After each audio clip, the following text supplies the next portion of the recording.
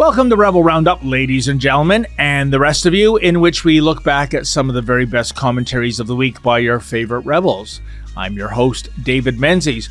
Well, for those who embrace freedom, last Friday was a shocking day indeed. A 24-year-old hooligan attempted to murder author Salman Rushdie at a public event in New York. But why?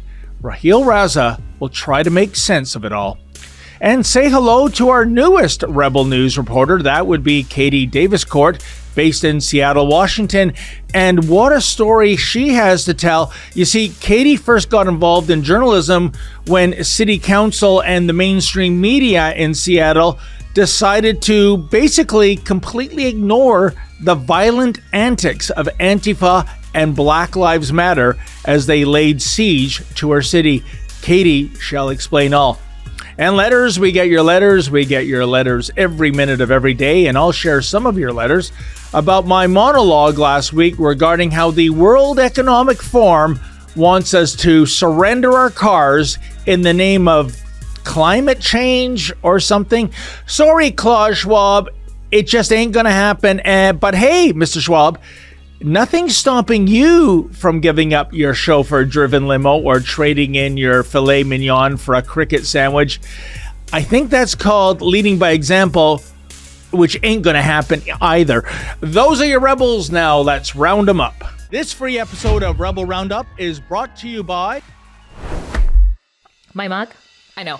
It's pretty cool. So is this hoodie I got on, and you could have it on too if you check out our special website at rebelnewsstore.com. That's where you can see Freedom Focus hoodies that we have for you, beanies, cell phone cases, you name it, all while supporting our journalism where we fight to bring you the other side of the story, as opposed to, being forced by the Trudeau government to fund leftist media out of your taxes. The truth is, without you and your generosity, there is no Rebel News. So again, if you like the reports that we bring you and that we also fight for freedoms in Canada, please consider doing some shopping, picking up some swag at rebelnewsstore.com. We appreciate your support.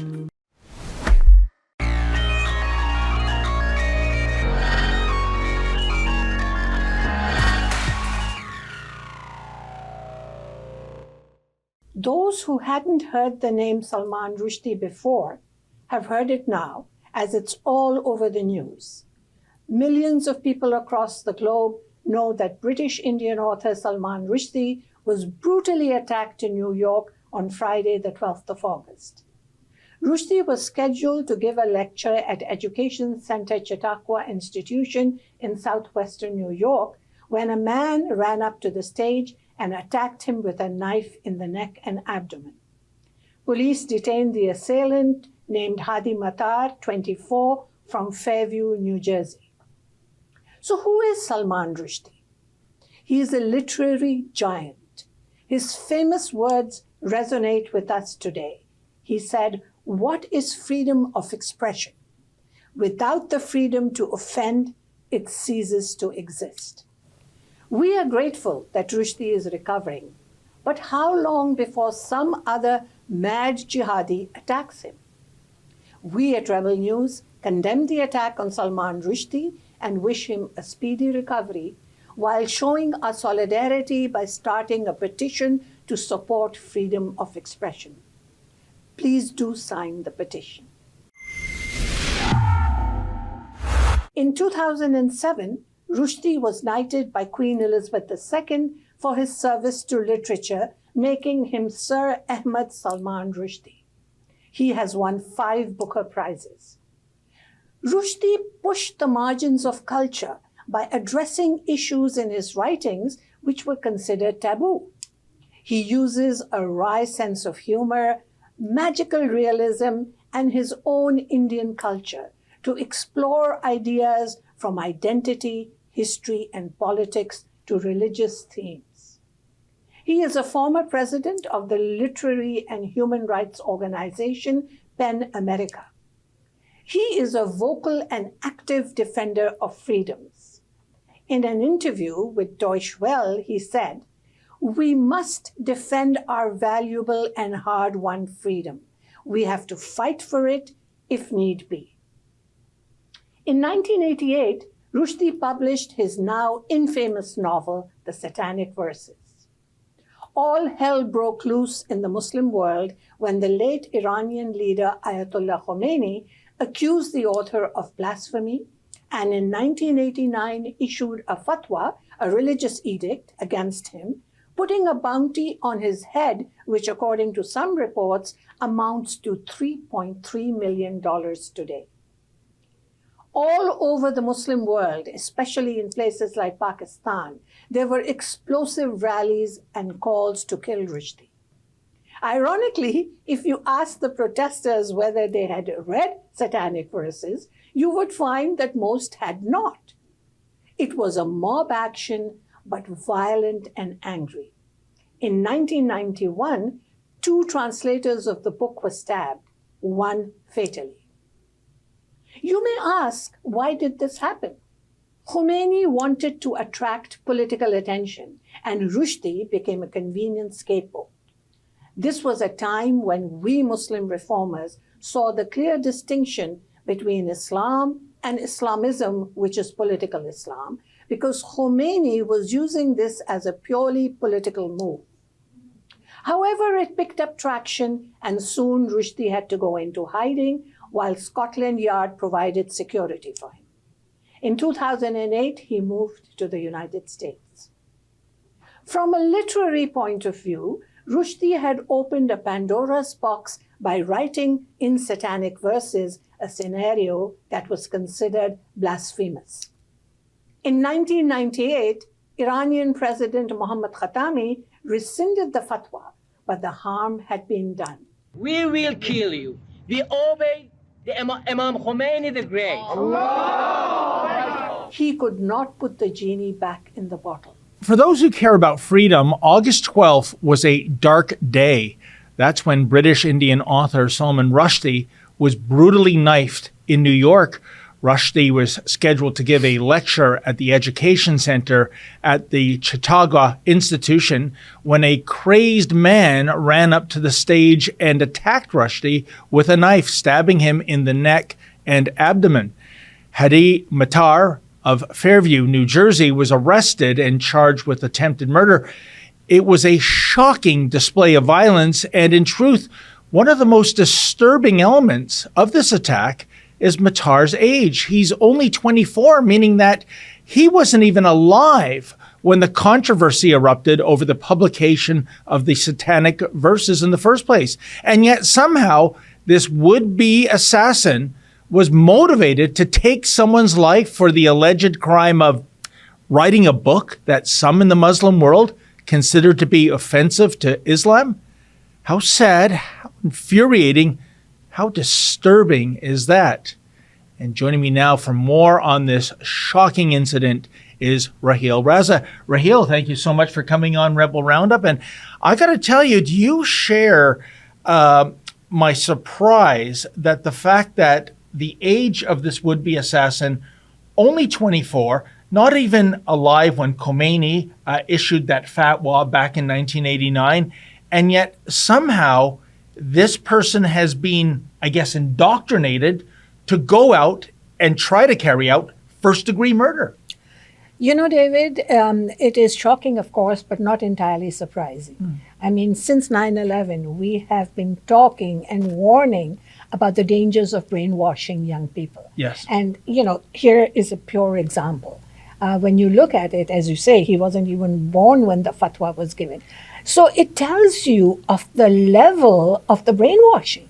It tells you of the level of the radicalization that a young man born in USA went for a visit to Lebanon and according to his own mother, came back radicalized. Yes. So people from, you know, thousands of miles away are able to push his buttons. The question that we have to ask, and our security agencies and our law enforcement and our leaders, is how many more Hadi Matars are there that we don't know about? You know, and that's a good point too, Raheel, the fact that he was born in the United States of America. I mean, I think if you're in a developed world democracy, life is probably pretty good. I don't know anything about this character, but he's probably not languishing in poverty. And yet somehow he was motivated to go out and carry out this atrocious act. I don't even know if he has read the Satanic Verses. You said in your commentary, so many of the people that we saw from yesterdecade rioting in the streets, they never read it. It's even been reported that Ayatollah Khomeini himself hadn't read it. This is baffling to me, Raheel. Well, you have to understand the mindset and the ideology of the Islamists. And let me clarify that Islamists are those who are using Islam for a purely political motive. Yes. There's no spirituality in it. It is purely political. And they're using it for subversive agendas. Yeah. So you have to understand their thinking and their ideology to appreciate what is unfolding. Now, I hope that what is unfolding is a lesson for people who are looking at this. And every time I've spoken out in the last 20 years, I've been called a fearmonger. But invariably, some of the things that we Muslim reformers have talked about have come true, because we have been warning of the signs and connecting the dots. So I would be called a fearmonger again, but if I tell you that I believe that at least 40% of the Muslim communities are Islamized, they have leanings towards Islamist ideology. Now, this doesn't mean that they're going to go out and be violent, because it's a mindset. It's a way of thinking. And when young people are brainwashed into believing that they're doing this for God, and that they're doing this, they are going to find a place in heaven, and that they can give their own lives and they will, become angels and have perhaps wishful thinking, 72 virgins at their beck and call. It's all a bunch of garbage, but they believe it. It's staggering. And, one of the aspects we have to look at, Raheel, is the reaction around the world. And I thought one of the most disturbing reactions was in Pakistan. There is a journalist, Ali Waqar. He broadcasts for Pakistan's English language Dawn News Network. And he stated that Matar is, quote, a young freedom fighter for Ummah's dignity, end quote. I mean, this to me is almost as shocking as the knife attack. I saw that. As you know, I am from Pakistan. Yes. I follow the news there.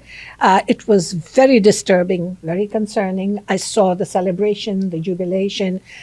And I waited for at least one organization, even in North America, one Muslim organization, to show compassion, regardless of the religious affiliation, just to show compassion for a 75-year-old man who nearly died. Yes. That's all I'm asking for. And and a week later, have we seen any? No. What is behind that, Raheel? Oh, they won't, because look at the date. 1988 was when Satanic Verses was published. 1989, the fatwa against Salman Rushdie was given by Khomeini. Maybe it will help you to understand that in traditional Islam, there is no formalized clergy. The concept of formalized clergy does not exist either in our holy book, the Quran, or through the teachings of the Prophet Muhammed. But if you look around you, especially in the Shia faith, now Hadi Matar was following the Shia faith. And in the Shia faith, of which Khomeini is also a part, they have the Ayatollahs who behave like they are divinely appointed. And these people, the masses, have been brainwashed to believe that whatever the mullah, whatever the Ayatollah, whatever the clergy says, is a divine message and set in stone. And if they don't do it, they'll burn in hell. It's staggering, Raheel. And I mean, I'm wondering if the lack of condemnation is due to the fear factor. They don't want repercussions. I mean, back when the Danish cartoons were published, I think around 2006, if memory serves me, you remember that the world's media, with the exception of a few media outlets, Ezra's Western Standard, didn't dare publish that offensive cartoon. Even on CNN, they would blue dot it like it was pornography or something like that. And I think it was Mark Stein. He said something very profound. We blew it. It should have been every single media outlet from the local town grocery flyer to the New York Times should have reprinted those cartoons, because for the amount of dynamite the jihadis would have to buy, it would bankrupt them, right? But but the point is, we should have taken a principled and strong stance. And I think basically out of fear itself, you had the biggest media organizations on the planet sitting this one out, and I think it was shameful. It's more than that. It's political correctness. This is not the first time that they washed their hands of anything where they might be targeting the Muslim communities. The Muslims, of course, will never condemn this attack because for them, he is the enemy and they want him dead. So that's simple and straightforward. And you can, whether or not they're jihadis, whether they're moderate Muslims, except for the Muslim reform movement, of which I am a part, no one has made a peep. So, but for the rest of the non-Muslim, our governments, our leaders, they are terrified to touch anything that has to do with Islam or Muslims with a 10-foot pole for fear of our biggest issue, Islamophobia.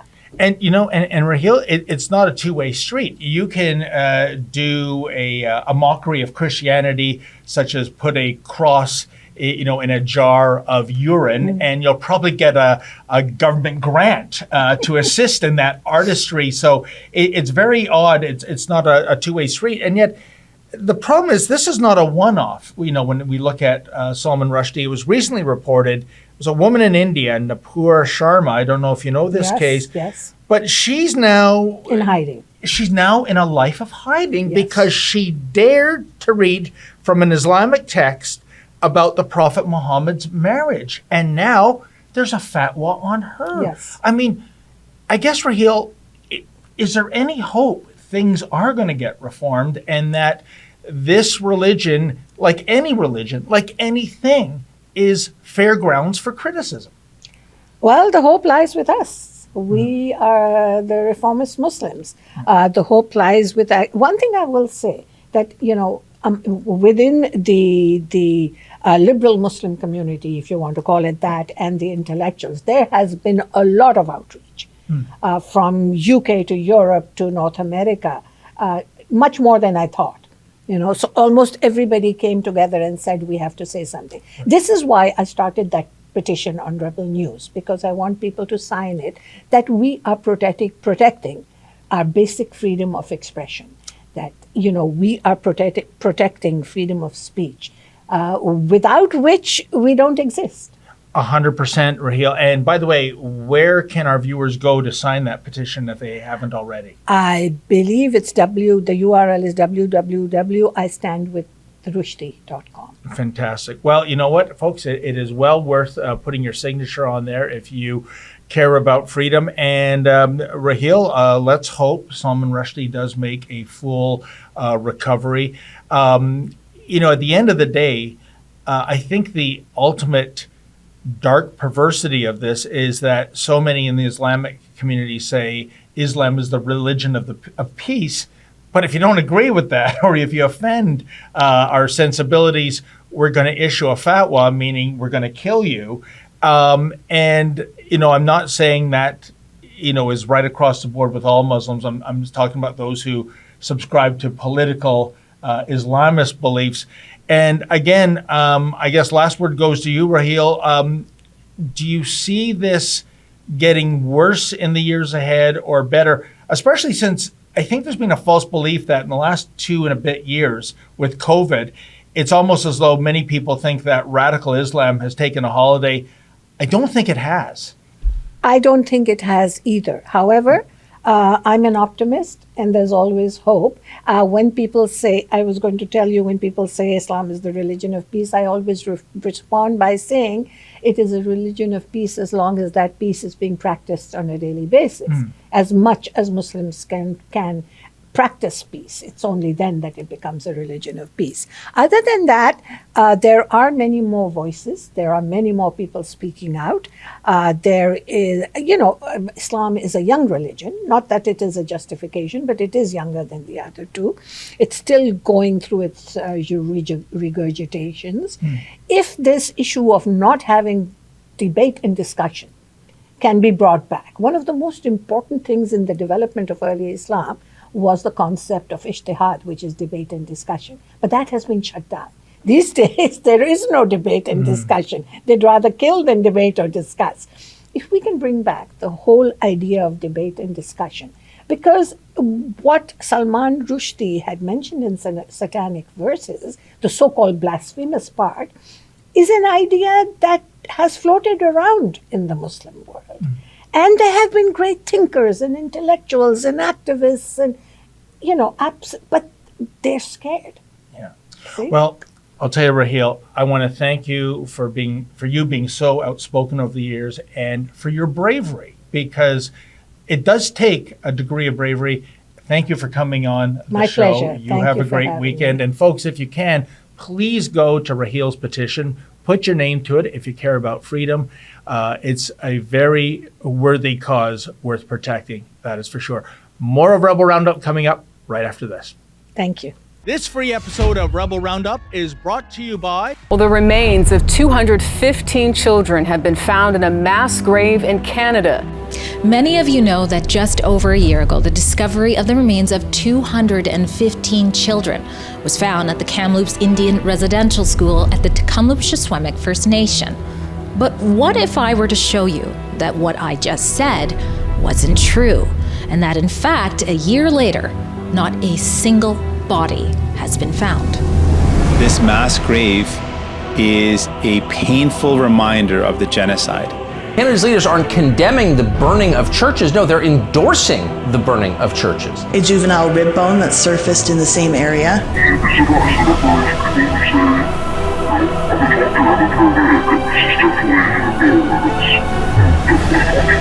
Looks like the chief. It is. Could be you.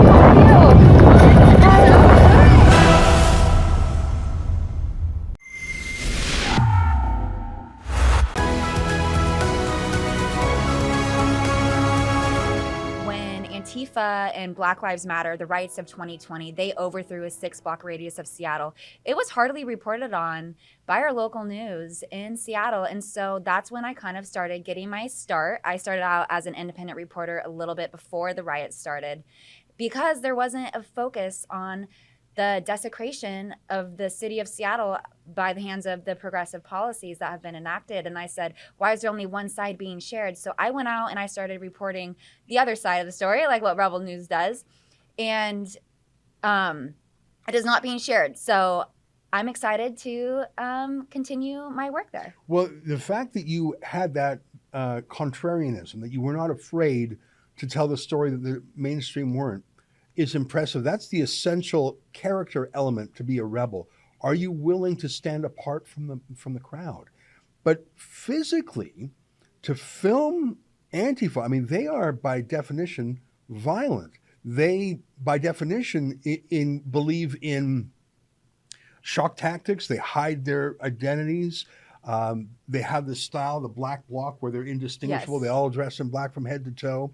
They are violent. They burnt cities, and they would hurt you if they could. Now, you were very wise about how you went about it. But in my mind, it takes a little bit of courage to stand down what is really the brown shirts of our age.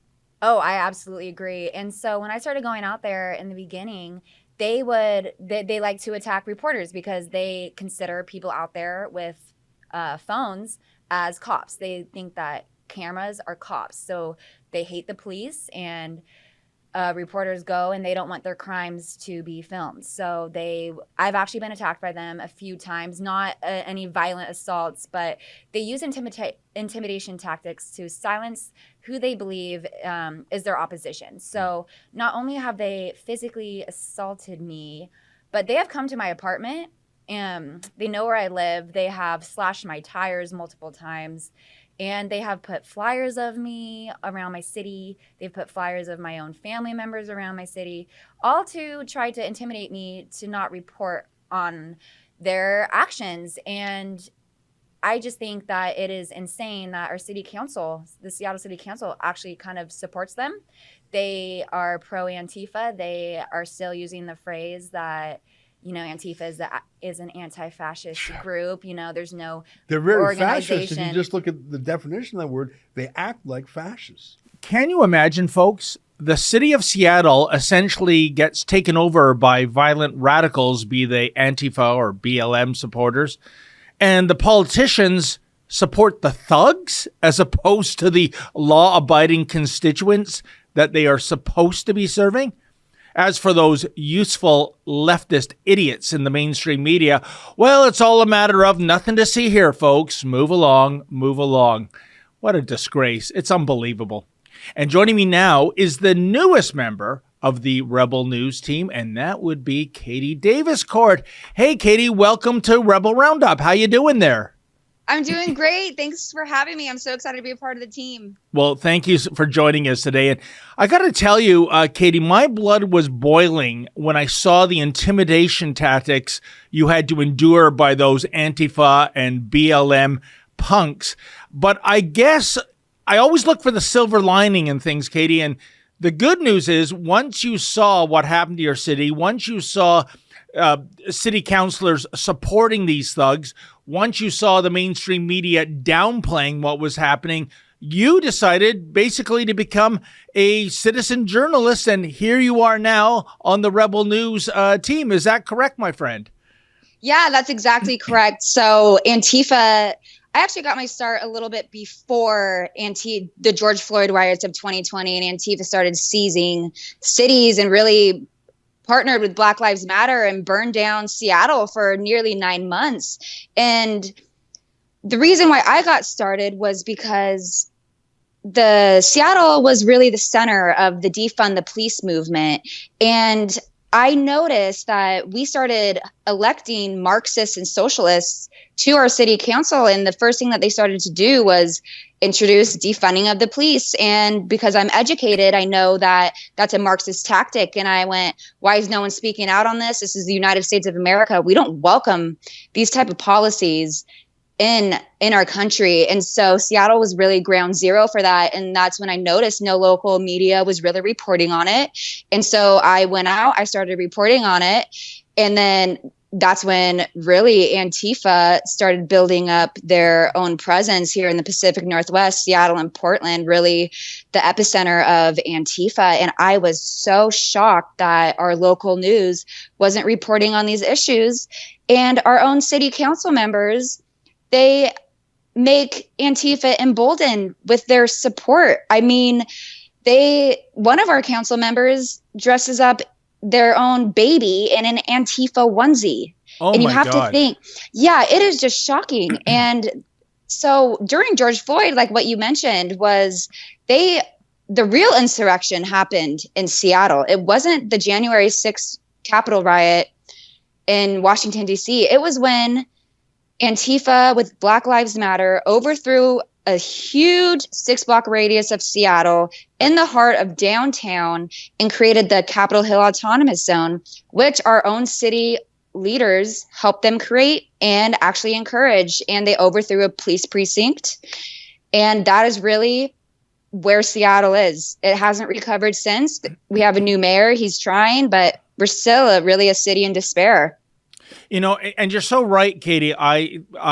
When it comes to Antifa, when it comes to Black Lives Matter, these are Marxist organizations, make no mistake. Yes. And they're following classical Marxism, i.e. tear down the status quo and then build it back up in a Marxist utopia, which of course never comes to fruition when you look at the communist countries around the world. They're hellholes, let's be honest. Yeah. But when we focus on their impetus for this riot and that zone they created was all about defunding the police regarding an incident that happened all the way over in Minneapolis. But what I don't understand, Katie, take me through this.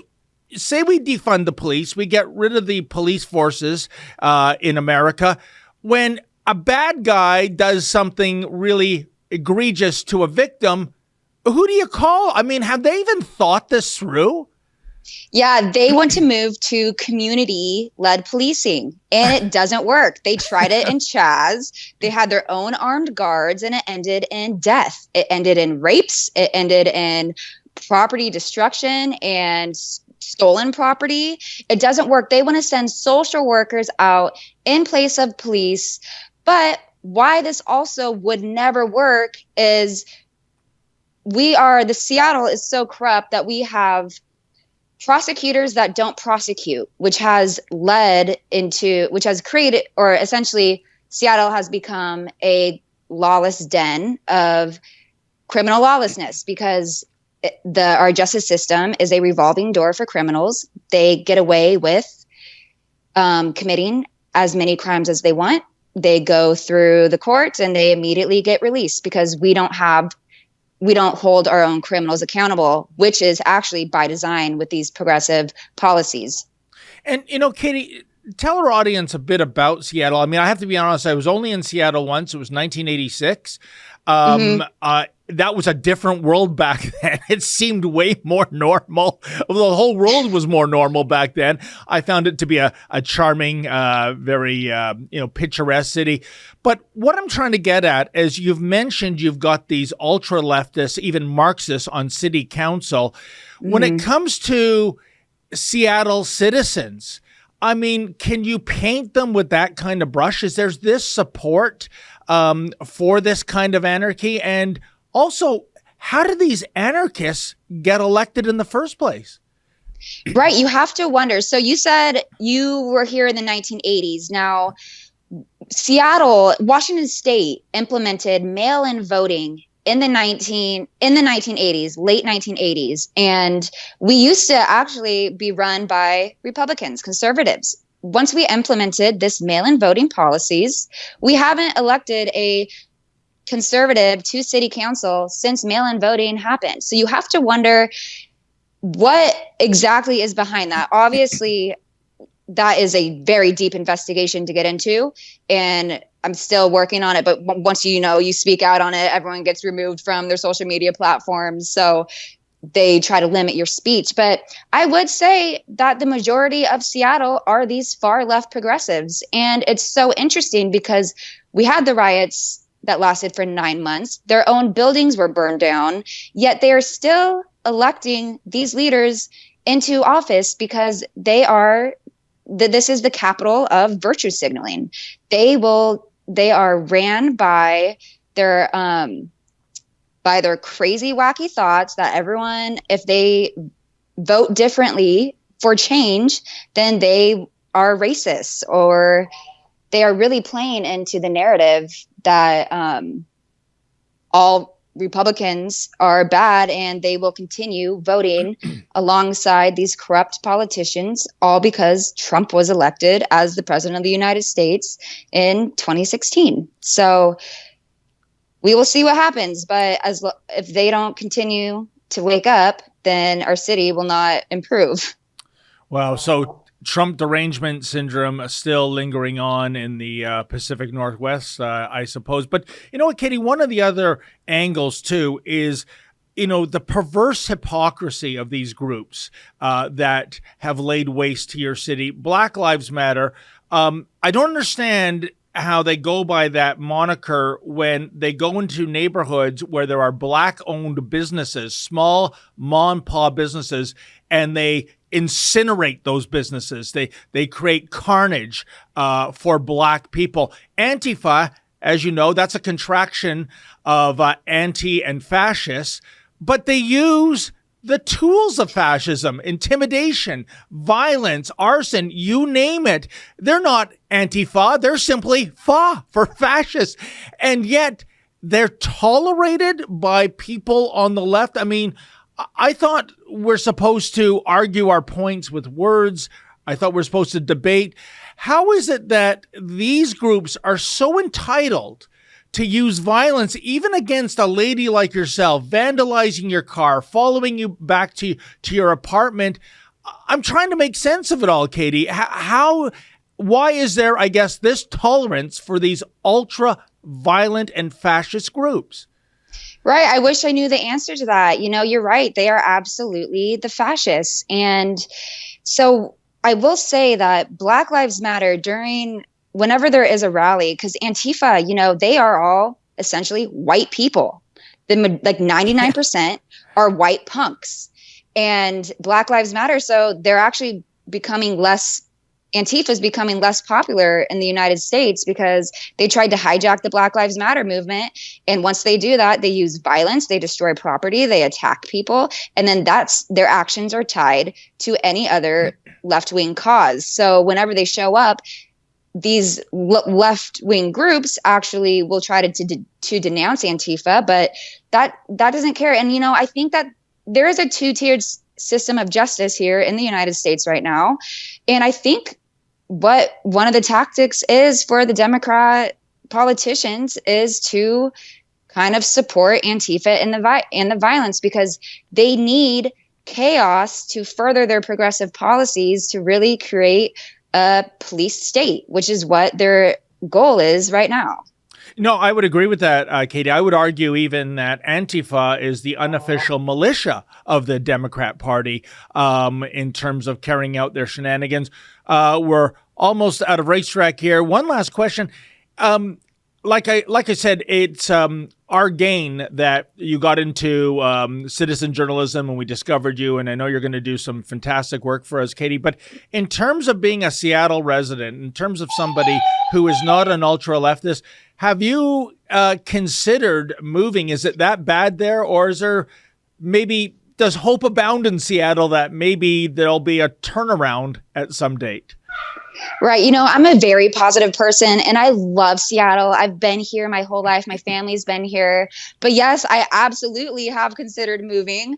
I have my apartment, but I also stay elsewhere a lot of the time because I don't like people knowing where I live, but I also don't want them to win and make them push me out of the city that I love and grew up in. And it is so awful. You mentioned coming here in the past and how we have mountains and oceans, and it is really the most beautiful place in the country, in my opinion.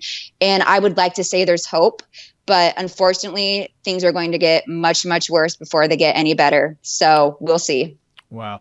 Well, Katie, you are a strong woman indeed. You keep standing your ground. We'll see how this plays out. And once again, welcome to Rebel News. You have a great weekend, my friend.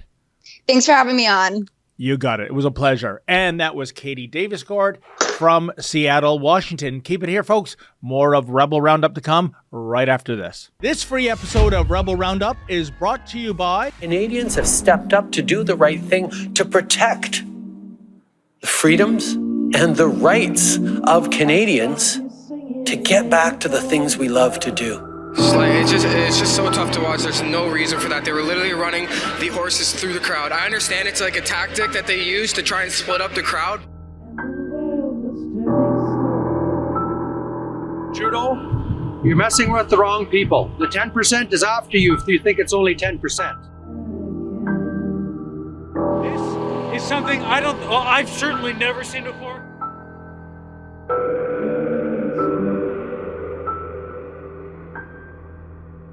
And federal authorities and politicians, we hear you, but we want to be heard as well.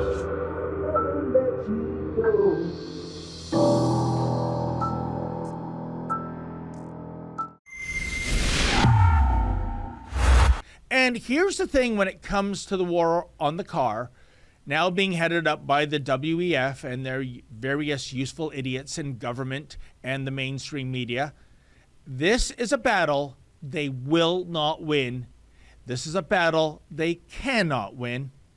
For millions of people, including yours truly, a car is not a mere conveyance akin to, say, a refrigerator or a dishwasher. No, a car is a freedom machine. Depending on the season, you enter the heated or air-conditioned cabin, you hit the accelerator, and you go straight to your destination while listening to your favorite tunes or talk radio. What's not to love? As for public transit, well, Elon Musk said it best 5 years ago, I think, quote, "There is this premise that good things must be somehow painful. I think public transportation is painful. It sucks. Why do you want to get on something with a lot of other people that doesn't leave where you want it to leave, doesn't start where you want it to start, doesn't end where you want it to end, and it doesn't go all the time? It's a pain in the ass, end quote. And here's another thing that the WEFers and their useful idiots fail to recognize. We live in a car culture. Be it art, movies, magazines, books, music, our love for the internal combustion engine abounds. Put another way, nobody, not even the globalists, write songs about solar panels and wind turbines. But when it comes to cars, well, let's sample a smattering of audio content from yesterdecade.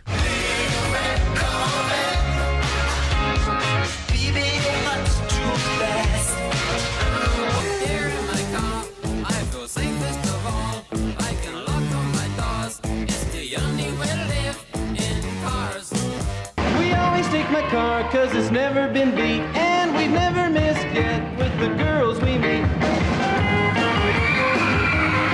None of the guys go steady, cause it wouldn't be right to leave the best girl home now on Saturday night. I get around, round, round, I get around, round, round. Up your feet, got to move to the trick of the beat. That is no relief. Take your place in the driver's seat. Driver's seat. Driver's seat. Yeah. Wow, what gold. Indeed, is there a greater pop culture manifestation of the American dream than the combination of cars plus rock and roll music? And yet, across the pond, we have Klaus Schwab, wanting to remove you from the driver's seat and put you where? In the back of some smelly bus? No thanks. Similarly, cars are a staple when it comes to TV shows and movies.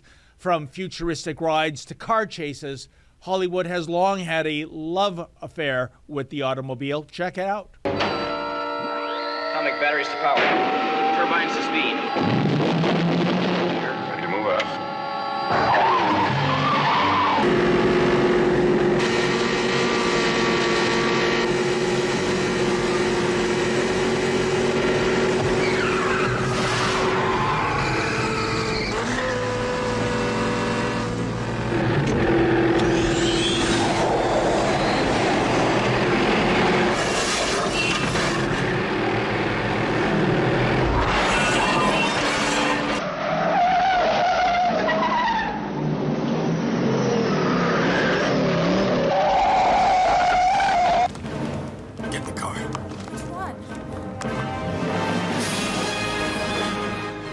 You know, I don't think there's any drama to be had if the Cape Crusader had to get around Gotham City by taking public transit.